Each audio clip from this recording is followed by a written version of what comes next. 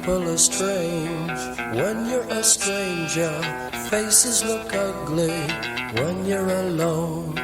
Women seem wicked when you're unwanted. Streets are uneven when you're down. When you're strange, faces come out of the rain. When you're strange, no one remembers your name. When you're strange, when you're strange, when you're strange.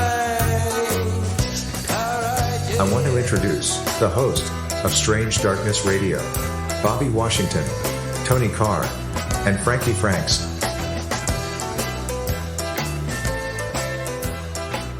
What is up? We are back. Season 2, Episode 2. We are back. Strange Darkness Radio in the house. Hey, Frankee, how's it going tonight? It's going good. How are you tonight? I'm doing amazing. Tony, what is up? What up? What up? What's up, Frankee? Yo, what's up, Tony? Chilling. So, you guys, we are here. Tonight is going to be a feature-packed show because tonight we're going to be talking about the Dogman. Yes. Ooh. And then we have a story that Frankee is going to cover. Frankee, your story about a UFO seen by a police officer. I believe he's in Wisconsin. No. No? Am I correct? Right here in Minnesota. Minnesota. Where I'm at. Interesting. Yes. Okay, nice. Why do I always say Wisconsin when it comes to you? I don't know. You know, there's some crazy stuff that goes down in the Midwest. So Yeah. I don't know. Okay. Maybe that's why. Well, Minnesota, so we will cover that. So you guys, for the week, any strange happenings or anything, go on? Because I was telling Frankee, when we start working on these shows and stuff, whatever, does she ever have anything happen? And I guess she might have had an incident or two this week. Yeah, I think last time when we were on, I don't know if you recorded it or not, but you said that, when you're starting to talk about this stuff, some things might happen. Yeah. And I was like, oh man, I should have signed up the terms and conditions. Nice. You didn't read the fine print. Mm-hmm. No, I didn't. And I kind of spazzed out today. I was like, I'm not covering the story. So I ended up texting Bobby and you, Tony. He was in the group chat. And I'm like, I'm not recording the story because when I was recording the story, my phone started spazzing out. And I'm like, what is going on? So, you guys have iPhones, right? Yes. Yeah. So, the Face ID, it pops up and it goes, can't find your Face ID. Mm-hmm. It kept doing that. And then my phone service kept going in and out, like as if somebody was turning off the data. Oh, wow. Yeah. And, it was a really yucky, eerie feeling. And I went upstairs and this is, afternoon time. Yeah. And I'm at home by myself and, which kind of made it worse. Yeah, exactly. Yeah, it was a little interesting how that went down today. Well, thank you for championing through that and actually, finishing the story because it's really good. But yeah, it happens for whatever reason, to us. And it's like the technology. Yeah, exactly. They say ghosts can manifest through electronic devices, or they use the energy from your body. And electronic devices that are around you to try to manifest or manipulate things. So that could have been a ghostly encounter. But before all this, well, here's the thing: before all this, did you ever have anything happen? No, okay, never. No. Okay. Do you get scared easily? I do. Yeah, I'm scared right now. I'm like, I need to go upstairs. There's something behind me. Like I can feel it. Frankee is a champion because she's recording in a basement, and so I couldn't even think I could get through that without because we use headphones and all that good stuff, and so you always have that sense of someone being around you or behind you, because you're only hearing the audio of what we're doing. So just a little insight into podcasting and all that good stuff, but so it can be eerie, and we do it at night, so just to add that added effect to everything.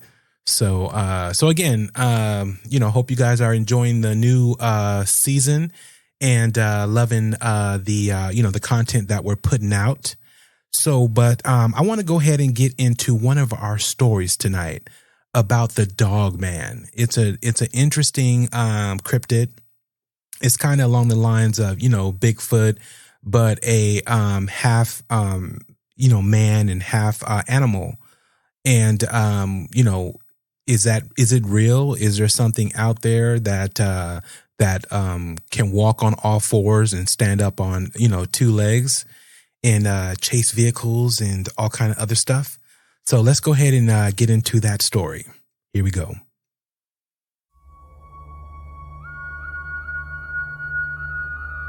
Dogman. This creature was unknown to most of the modern world until very late in the 20th century. It was said to have been stalking the area around the Manistee River since the days when the Ottawa tribes lived there.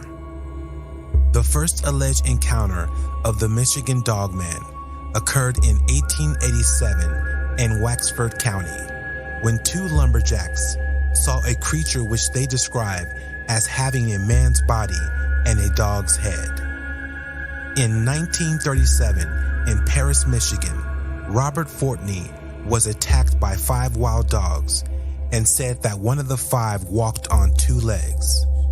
Reports of similar creatures came from the Allegan County in the 1950s and the Manistee and Cross Village in 1967. In folklore, the Michigan Dogman was allegedly witnessed in 1887 in Wexford County, Michigan, when 2 men saw a creature which they described as having a man's body and a dog's head. The creature is described as a 7-foot-tall, blue-eyed or amber-eyed, bipedal, canine-like animal with the torso of a man, and a fearsome howl that sounds like a human scream.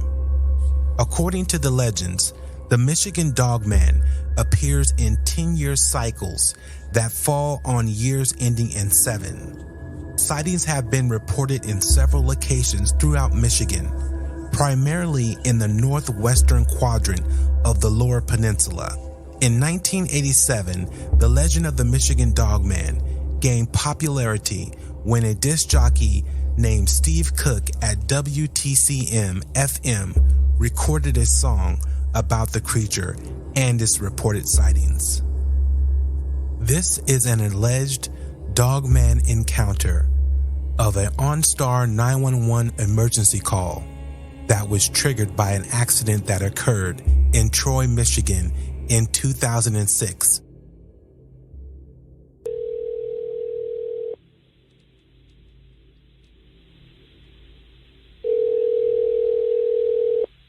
OnStar Emergency. This is Kyle speaking. How can I help you? Hello? Something just ran in front of us on the road. We're in the ditch. We rolled over. How many people are in the car, and is anyone injured? There's 2 of us. I don't think we have any injuries. Is the car on its top or wheels or what? No, it's kind of sitting on its side. Hold one moment, please, while I contact emergency services. Okay.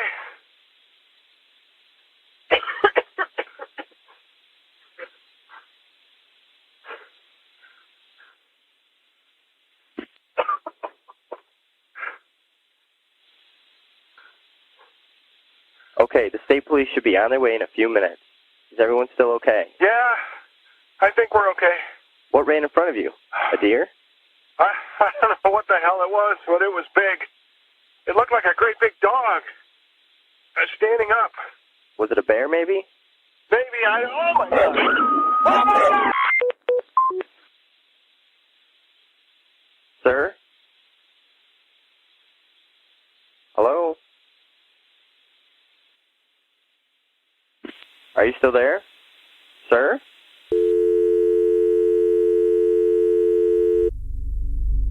Here are 2 more short stories of alleged Dogman encounters. A real and personal experience that has left me with more questions than answers. I was playing outside of my grandmother's house in a busy suburb in Connecticut when I saw a big black wolf with glowing red eyes in broad daylight. The creature stood still and didn't move, which frightened me. I ran away, but my curiosity got the better of me and I returned after 15 seconds only to find that it had vanished. The backyard was fenced in and I would have seen it leave, but it was nowhere to be found. Despite searching the internet for years, I haven't found anyone with a similar experience. My grandmother was known for practicing witchcraft or black magic, and I can't help but wonder if there is a connection between that and the strange creature I saw. This is not a made-up story to scare people, but a real and personal experience that has left me with more questions than answers.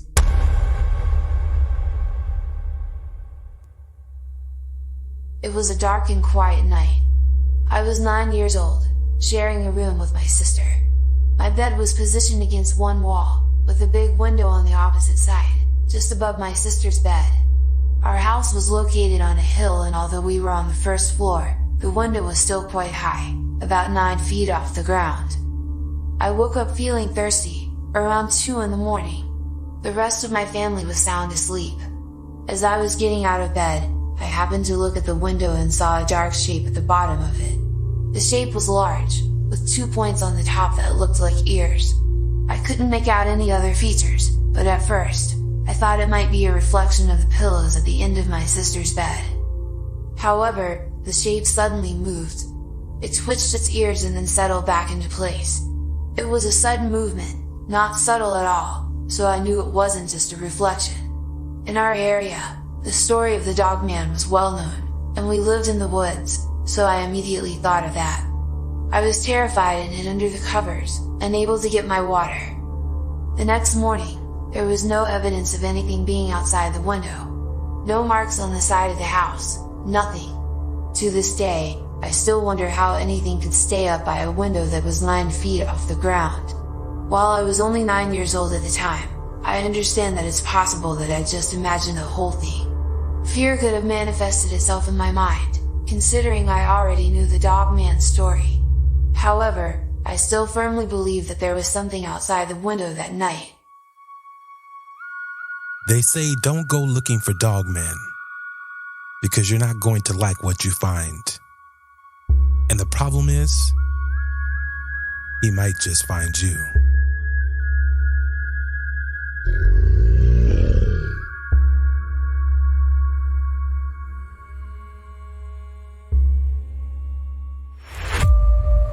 If you've had a paranormal experience and would like to be on Strange Darkness Radio, drop us a line at 916-741-3032.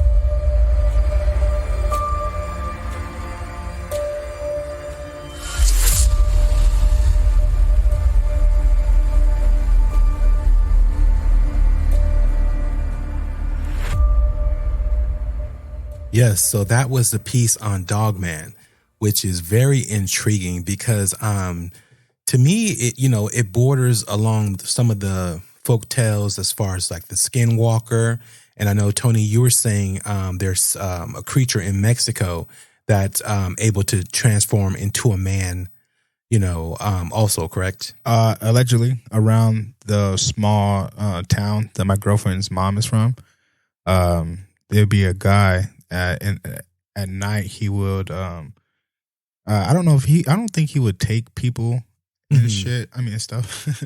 No, you good. But he would, this is mature rated. He would go inside people's rooms and just be there, sniff them and shit.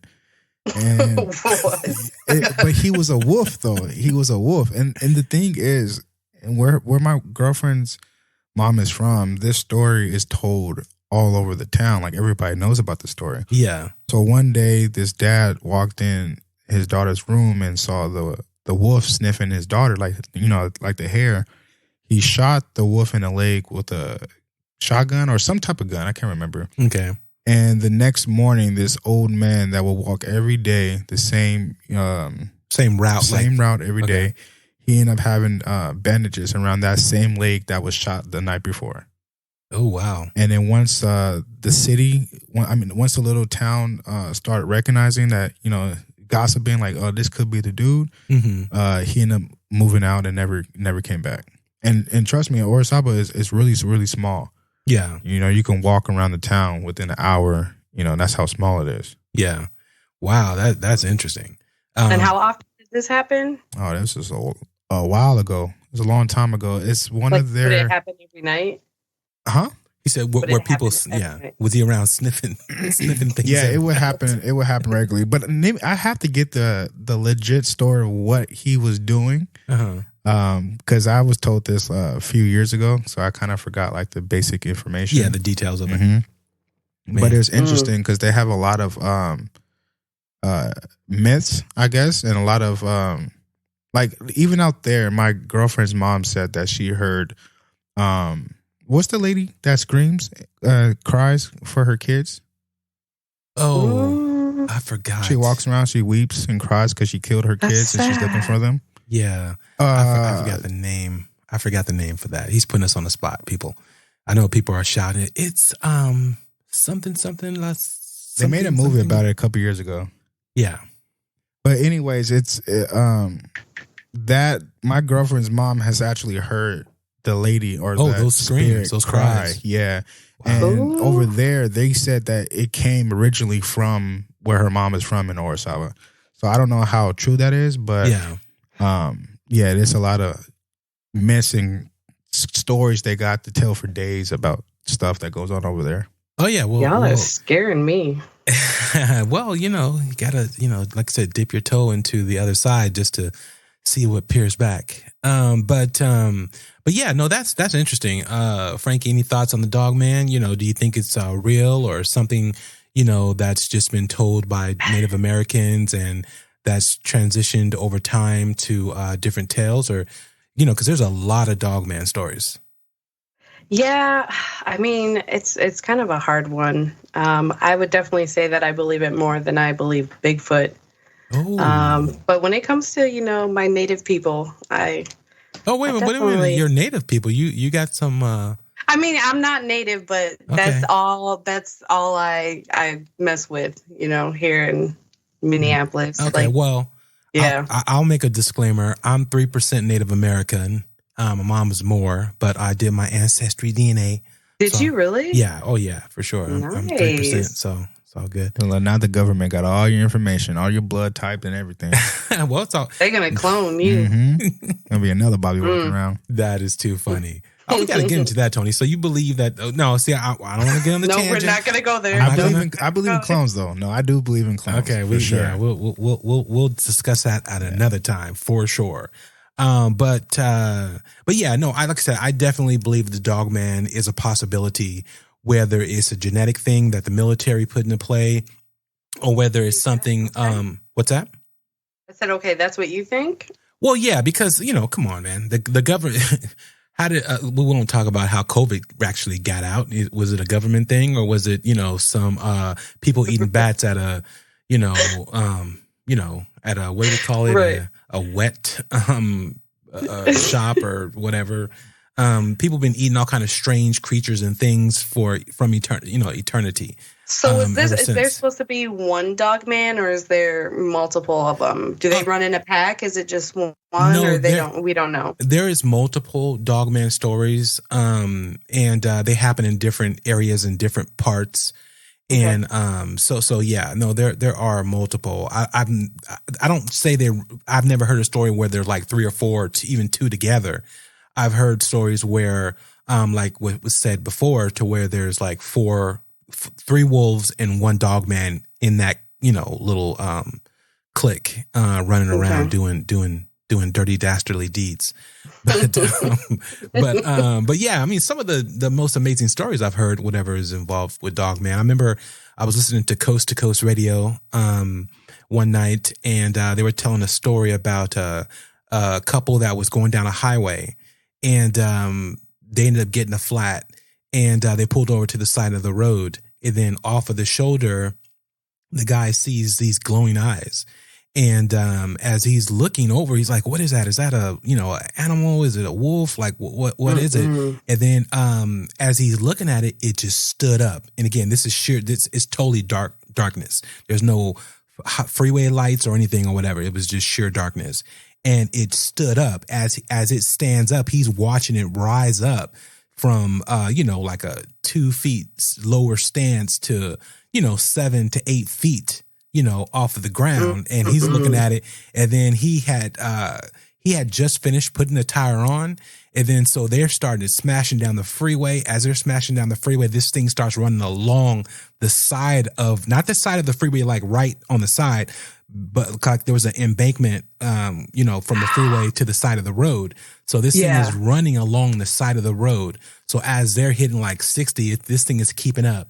And then they come to a part, like it's like kind of like an overpass. This thing jumps, hits the car, and the car spins out. And luckily, the guy, when he spun out, he just hit the freeway going the other way. And I don't know if the animal or whatever was hurt or not, but that's the story he told, and it was crazy. From that moment, I was like, "Oh, I got to find out about Dogman." So, my goodness, yeah, there's some crazy stories out there about. Do we Dogman. know the last time that there was a sighting of him? I was trying to. And I couldn't find anything. Did you find anything? Oh, yeah. Well, again, are they real or are they just Reddit stories or are they just stories that people tell? Real. So, it's real. There's a lot of stories. You just got to know where to look. There's a lot of stories, especially even on YouTube. Everybody has their Dogman story.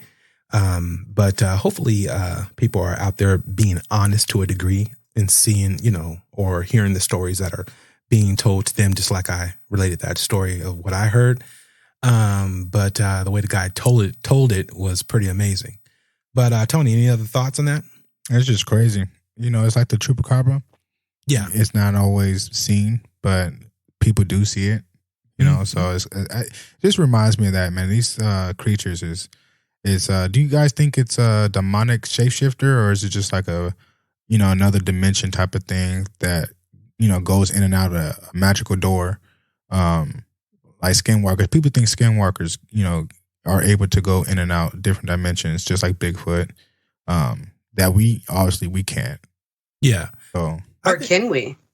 That's possible. Look at Frankie throwing some things out there. We can't even touch on those right now, but we will. But I think it's possible. I think skinwalkers and what Native Americans had to go through and were doing to keep their land safe and everything, and the way they went about it, I think that's a possibility.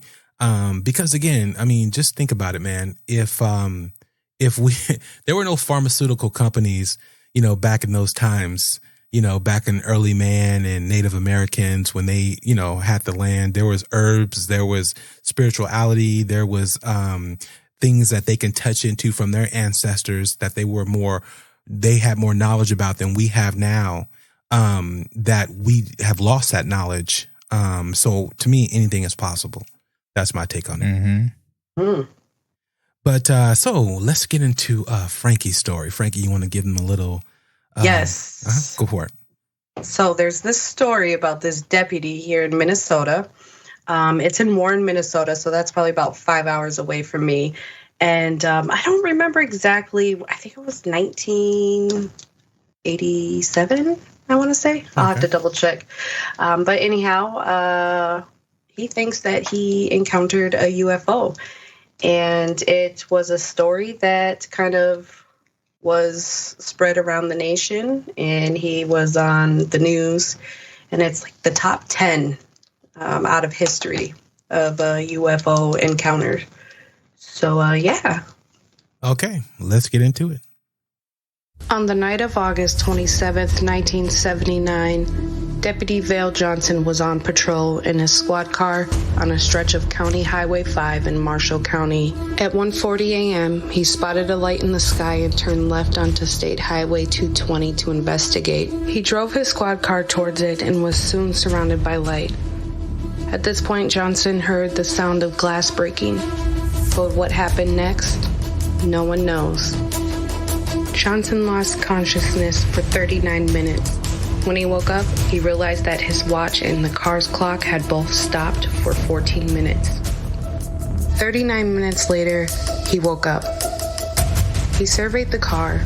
Johnson found the windshield and one headlight of his 1977 Ford were smashed. The watch on his wrist and the clock on the dash both ticked 14 minutes slow. It wasn't only the car that was damaged. Johnson himself sustained some unusual injuries. He had bruises and strong eye irritation. Johnson made an emergency call to report the incident. Johnson called in a 1088. What is your condition? Something just hit my car. What's your condition? Are you okay? Something attacked my car. I heard the glass breaking. The brakes locked up. I don't know what's going on. Shortly after, Johnson was examined by the physician, who concluded that he suffered from something called welder's burn. The biggest mystery about the Val Johnson case is trying to find one neat explanation for something that could behave the way he described, yet create the kinds of damage that we discovered. You can listen to Strange Darkness Radio on iTunes or Spotify or any of your podcast hosting sites. Yo, that was a crazy story. Mm-hmm. Let's go ahead and take a pause. We'll be right back. You can listen to Strange Darkness Radio on iTunes or Spotify or any of your podcast hosting sites.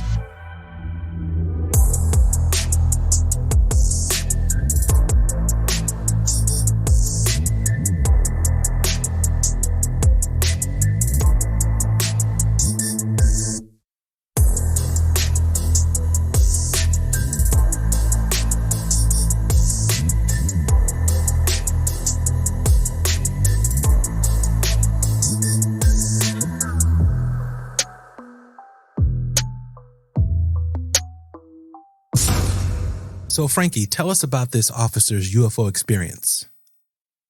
Okay, so this happened in 1979 in Minnesota. Okay. And I think it was about 20 miles from the North Dakota border. Anyhow, so he apparently had a encounter with a UFO. And I think it was about 40 minutes he was unconscious for. And yeah, there was some damage done to his car. His car is actually in a museum. Oh, wow. Oh, wow. Yeah, so some stuff went down. Yeah, I did post that. You guys can go to our Facebook fan page. And I was just thinking, check that out on our Facebook fan page. I was thinking, did you guys actually go and check out what we were talking about in the last episode? I'm just curious. But because that's also posted on our Facebook fan page. For those of you who listened to episode 1 of season 2, you know what I'm talking about. For those who haven't, go back and listen, and then go to the Facebook fan page and check it out. But yeah, they said he was like, something jumped through his windshield and he got hit like with a 200-pound pillow. That's an odd description. A 200-pound pillow, soft but yet firm, but yet 200 pounds. You know what I mean? Like, that's kind of odd, because even if you got hit with a 200-pound pillow that was able to basically blow your windshield and come through your vehicle, it would feel still like a rock. I mean, like, where did the pillow portion come into that? You know, right. That's kind of odd that he described it that way. But he also said that there was a brilliant light. Yeah. That's the exact word that he used, was brilliant. And when he had went to the doctor after the incident, he said that he had, welder eyes, or it's like welding, something like that. Yeah, she's using a welding gun without actually having the glasses on or whatever. Yep. Yeah, and it's like from the UV light. So it's like, where did that light come from? I don't know. It could have been a government experience. Experiment. You know, with how they do things in the middle of the night, in the dead of certain areas of Minnesota. Yeah, for sure. They test all kind of different things, on people. But it also could have been a UFO. What do you think, Tony? Yeah, I think it was a UFO. Think it was? Yeah. You think so? Mm-hmm. I do. I don't think he would just make that up in the car, just be like that for no reason. Oh, no. He encountered something. Yeah. What that thing was, but he definitely encountered something to have his vehicle the way it is, and the injuries that he had. He definitely had something happen. Now, could it have been a flock of birds? I don't know, because absolutely not. Yeah, because there wasn't anything at the scene, that would substantiate that. But yeah, it's interesting. But yeah, it's what would you say, one of the top 10 UFO stories? Yes. Yeah. Yes, top 10. And I don't know. I don't know. A lot of stories kind of start off kind of very similar. Yeah, and you kind of lose track of time. You know, there's always that time where you're like, what happened? I don't remember, you know? Yeah. Yep. Didn't you have a little story to add to that, Tony, about... I just know, look, I don't know, but I heard it. Mm-hmm. I don't have the full facts. I'm trying to look it up and I can't find it. But I know for a fact that I heard it on a podcast, though, that this man was traveling, I believe, somewhere in the Midwest. And then he claimed that he got abducted and then landed in Sacramento within like a few hours. And he was wondering, like, how the hell did I get from here to there? And that wouldn't have been possible if he took a plane. Yeah, it was. Well, he was there within less than like 30 minutes, I believe. Oh wow! So he was just freaking out. And was he driving? Was he flying? He was driving. He was driving, and the next he was in Sacramento, and he was telling police what happened. And the police didn't, they thought he was crazy on drugs and stuff. But come to find out, he's calling his wife from where he's from, and she's like, "How the hell did you get way out there? Like, you only been gone for like 30 minutes." So I just think that's pretty crazy. Just because the other night I was driving to a hospital, and you have to go through like a wilderness type of thing, and it's really dark, and you see a lot of stars, and I was thinking, like, what happens if out of nowhere I lose like 30-40 minutes of my life without even noticing that I lost that time. Yep. Because it could just happen out of nowhere. You won't know. You just be confused. Exactly. Mm-hmm. Yeah, that'd be interesting. Or whatever that has happened to UFO abductees, and and they go on and tell their stories about having lost time, and sometimes days, sometimes hours. So it is a different type of experience or whatever. We have to get someone who's had those things happen to them, whatever. It'd be very interesting, to hear their stories. And I know they do have issues with telling those stories because a lot of people don't want to believe them. And then they also don't want to tell them because it's so like, like, really? You were, were you creeping? Mm-hmm. Because, it's like, okay, you was at your side piece's house and that's why you talking about you in Sacramento right now? Like, come on. But yeah, so he would go see his biscuit roller. Exactly. There's just one dude. I don't know if you guys heard it. She said it live, biscuit roller. Don't just breeze over that because I didn't even know what that was. She said that in a text stream. I was like, okay, well, that's a story for another day, though. We can't give out all our chat info to y'all. But look it up, Robert Johnson. But anyways, Tony, let's get into some other stories that are very interesting, and a person submitted these particular stories. So do you want to get into them or just play them and then talk about it afterwards? Let's just play them and then we'll talk about it right after. Let's go. So when I was 5 years old, my family, my parents and I went to Mexico. It was the first time my parents had gone to Mexico after like 20 years, about 15, 20 years. So we went to go visit family, and we visited different parts of Mexico. In this specific trip, we had gone to Yucatan, which is where Cancun is at, but we didn't necessarily go to Cancun. We went to like a small ranch that was like 8 hours away from the city, and we were visiting my dad's friend. So, mind you, again, the little town, the ranch, was about 8 hours away from the city. So driving there the whole way was just like empty roads. Occasionally you would see like a little hut where families would live, but then miles away there was nothing again. So we finally get to the ranch, and there's no stores again, nothing, just little ranches, like one street light pole, and everybody just like grew their own produce, had their own animals, and they would kill their own animals to eat. So there was really no need for them to go out to the city. And they all grew up without TVs. The only reason why my parents had even met them was because they had met in LA when they were working. So my parents wanted to go out and meet their family. So we went to that ranch, and the whole trip was just very different for me. It was something I had never experienced before. I am from the city, so it was just a huge like culture shock.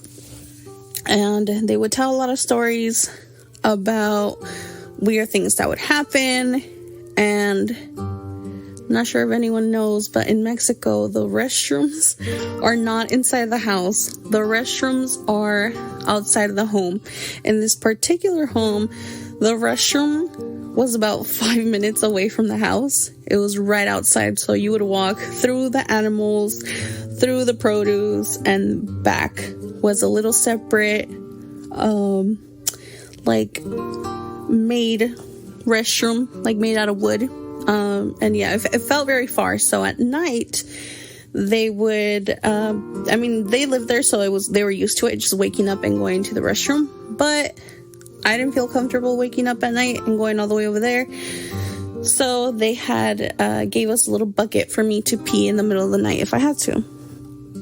And just the whole time we were there, I don't remember how long we were there for, but one particular scary story that I remember that they were talking a lot about was that in their kitchen, they would occasionally see just 2 red eyes beaming in the dark. There are no lights out there, so they all just kind of had candles, and that's how they would get through the night. And those eyes would just beam in the middle of the night. Red eyes. They didn't know what it was. They were freaked out by it, but kind of also used to it because they didn't really know what it was, and they always saw it, so it was like whatever. So that's the main reason why I didn't want to go to the restroom in the middle of the night. So this night, I wake up and I want to use the restroom, and I try waking up my mom. Mind you, my mom is a very, very light sleeper. I breathe and she wakes up. She wakes up over everything. So that day, I started shaking her so she can take me to the restroom outside in the bucket. She wasn't waking up. I couldn't hold her anymore, so I was just like, you know what? It's right out here. It's about 5 steps away. Let me just go right outside the house. I'm going to pee on the bucket and come back in. So I finally get the courage to get out of bed, go right outside. I close the door and I start peeing inside the bucket.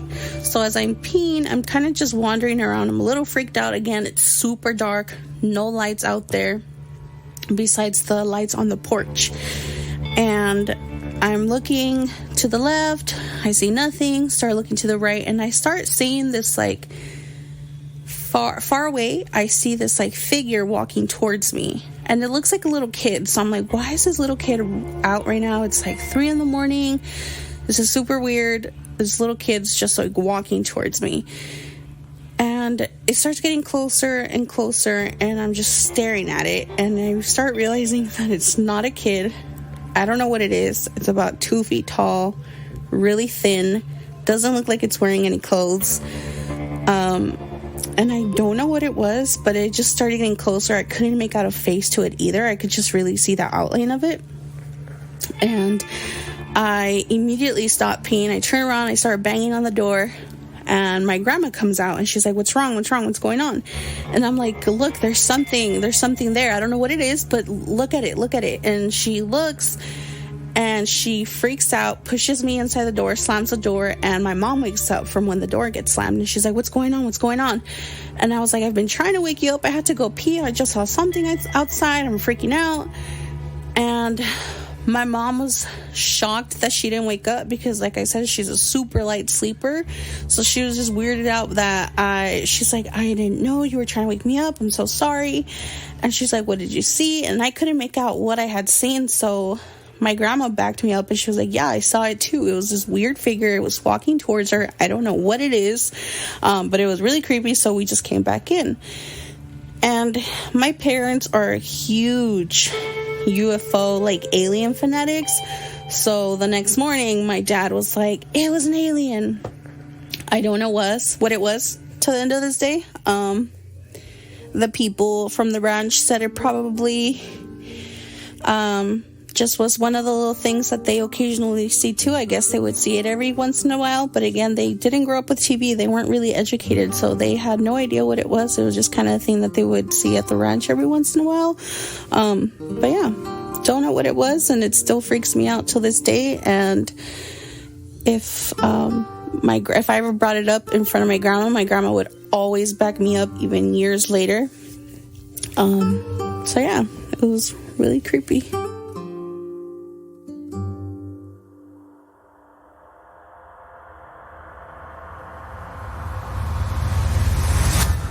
Grab a cup of tea. It's going to be a long night of creepy stories. That was a creepy story. Yeah, it was. So give us a little insight on that, Tony, because I'll tell you afterwards what I believe she saw. Oh yeah, she lived out there, I believe, for like a few years when she was younger, to spend time with her grandma, and they wanted her to, grow up in Mexico and have that type of experience out there compared to the U.S. because it's completely different. Exactly, which sounds really good, awesome. Yeah, and I believe it was I think she said it was a friend's house that they was at. Yeah. So these people are the type of people that if you're lost and you knock on somebody's door in small places like that, they'll feed you. They'll do anything they can to make you comfortable. But those areas has no lights, has nothing really. It's no people is around. So I think it was a UFO because I feel like UFOs can. Oh, you think it was a UFO? I think so. I think they can telepathically have somebody stay asleep when they usually are awake, or they usually wake up faster than which her mom did. Yeah. So I think she was probably under some type of trance that kept her asleep, but her grandma was the one that wasn't in that type of deep state. Mm-hmm. Right. That's interesting. Because I was leaning more so on the cryptid side of things, like a chupacabra. I know Mexico, that's, a real big thing that's seen a lot, in Mexico. And, just from the small stature and the eyes and all that, of, making it out again. And she's thinking it was, a person, a child, as it was approaching. Yeah, that's an amazing story. Yeah. I know chupacabras are they're everywhere as well. But I know they're really, really famous in Arizona. Because people that cross from Mexico over to Arizona or to Texas, it's a lot of people has end up dead, not because of the heat, but because they have no blood inside their body because the chupacabra had sucked all the blood out. Yeah, as they do sheep's, cows, and other animals. Mm-hmm. Yeah, that's interesting. That's really, really interesting. Mm-hmm. Well, again, I want you guys to call in and tell your story. You can do that by calling the Strange Darkness Radio hotline at 916-741-3032. Tony, hit him with the Instagram. You remember he's like, I don't know. I gotta remember that. Anyways, here we go. Strange Darkness _radio on Instagram. You guys can go ahead and hit us up there. Also, just slide in the DMs. DM us your stories, and we can tell them. So you can do it that way. You can also hit us up on at strangedarknessradio@gmail.com. You can follow us on Twitter at SDR Radio, all capital on that, SDR. And, hit us up there and, tell your stories, come on the show, go ahead and hit that hotline and, we'll go ahead and, play your story, tell it, record it, however you want to do it, Absolutely. Yes. Exactly. I had a question for you guys though. Yes. Have you guys heard of a man that allegedly had sex with aliens? He lost his virginity at 17 years old with the alien, and every now and then he has encounters with this same alien. Oh, that sounds like a love story. From 17 to like 74. What kind of love is that? He said it started when it's not unusual. No, anyways. He said it started when he was 17 and continued to this day. He's 74. I think he's a little bit older now. Yeah. But he actually has a documentary called Love and Saucers. Are you sure? I swear to God. Only Tony. I swear to God. Are you sure that's not something that's on the adult rated No. section? No. Are you? Have you been in the metaverse with Frankie? What is happening? No, I'm serious. No, that's the documentary. Look it up. It's interesting because he does. He actually has a painting of himself and a extraterrestrial on top of him having sex with him. Oh. And he's like real proud about that shit. And he says he thinks he has like 100 different hybrid babies, which is crazy. It's a crazy story, but it's something to look into. It's a crazy story. Another disclaimer. I love how Tony gives us this type of stuff, whatever. Disclaimer. Well, it seems like Tony's going to be doing a story on saucers and love. On his next segment Love and Saucers, excuse me, to go in depth about this particular gentleman who's had sexual relations with this alien who has potential. How many kids? About 100. He thinks it's 100. 100. He says every time she comes, she like puts his hand. I'm sorry if you've had any kids listening to the show at this time. I apologize. Because we didn't give a disclaimer. She put her hands on his shoulder and he feels it, but then he blacks out and he's like, oh shit, like I just had sex with this alien. But I mean, that's what he says. It's interesting. His name has not been drinking to my knowledge, people. His name is David Huggins. Okay. And his name is Huggins. Out of Georgia. He's hugging UFOs and pretty much. Extraterrestrials. Okay. Did he say what type of alien she is? You know, by chance? He calls her. The name that he calls her is Crescent. Crescent. Yeah. Okay. Ooh, exotic. Crescent. That's the name he calls her. But he said that she got like deep blue eyes and got a body of a woman, but the face of an alien is kind of I swear to God, I'm not lying. This is nonsense. I swear. Is this really real? I'm dead ass. Is this a relative of Captain Kirk? No, I'm not trying to make fun of people who have relations with aliens. I'm just asking questions, people. I'm serious. He does a lot of paintings, and he does. Oh yeah, yep. Okay. No, it's I'm looking at it. Yeah. Oh yeah. Frankie's already pulled it up. She's like, I'm about to get into that saucerverse. They said Love and Saucer is a very good documentary about a man who paints himself having sex with aliens. Okay, again, I want to hear this. So I hope next week, or when this next show drops, the third episode in season 2. That Tony does this story so we can get into more depth in detail about this particular subject of alien love. Mm-hmm. So that will be interesting. He had to have us go out with a bang, and it literally 50 years. 50 years he was begging this hot alien. Yes, well, she's not hot, but to him maybe. Well, I don't know. You have to see the picture. I mean, did she? Nah, she ugly. Oh. But she got that bob. She ugly. But it's interesting though, because he all proud. He proud. Okay, Frankie, make sure you send that in chat. I have to check that out. But he's showing me a photo. People, just hang on 1 second.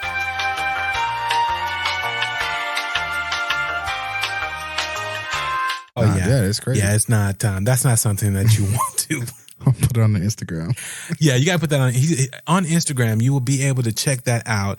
And again, that's at strangedarkness_radio on IG. You have to check this out, period.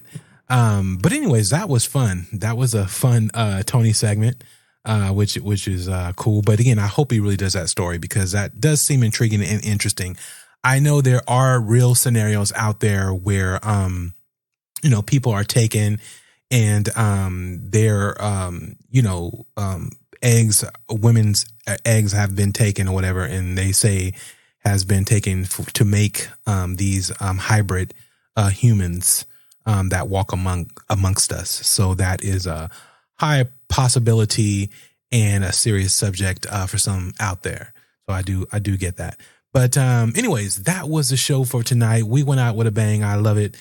Tony added that extra element to that, to the end of that. But again, I hope he does that segment because it would be amazing. I mean, have you had any relations with an alien? If so, please call 916-741-3032, Strange Darkness Radio hotline, and let us know. Don't keep it a secret. Let the world know what's happening. All right, guys. How do you guys feel about this episode? Great. I like it. 50 years of Tony, alien it was porn. perfect. You say alien what? 50 years of alien porn. Oh my God. Okay. Hopefully adults are all listening to this show. Anyways, we are Strange Darkness Radio and we are out.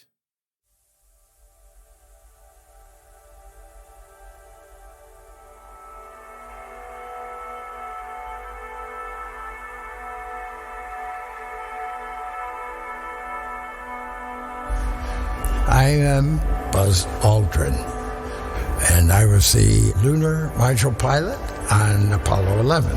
5, 4, 3, 2, 1, 0. All engine running. Liftoff. We have a liftoff. 32 minutes past the hour. Liftoff on Apollo 11. I believe that this nation should commit itself to achieving the goal before this decade is out of landing a man on the moon and returning him safely to the earth. No single space project in this period will be more impressive to mankind or more important for the long-range exploration of space, and none will be so difficult or expensive to accomplish.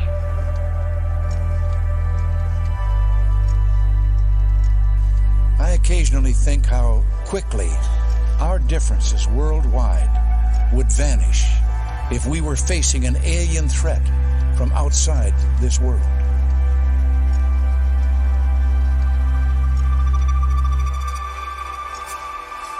The truth is that we've never proved one, but there are things flying around up there that we haven't fully identified yet. And keep in mind, there are basically 1 billion galaxies in an ever-expanding universe. I mean, you can't even get your mind around the sheer number of things that are out there. People still take seriously trying to investigate and figure out what that is. There's footage and records of objects in the skies that we don't know exactly what they are. We can't explain how they moved, their trajectory. They did not have an easily explainable pattern. When it comes to aliens, there's some things I just can't tell you.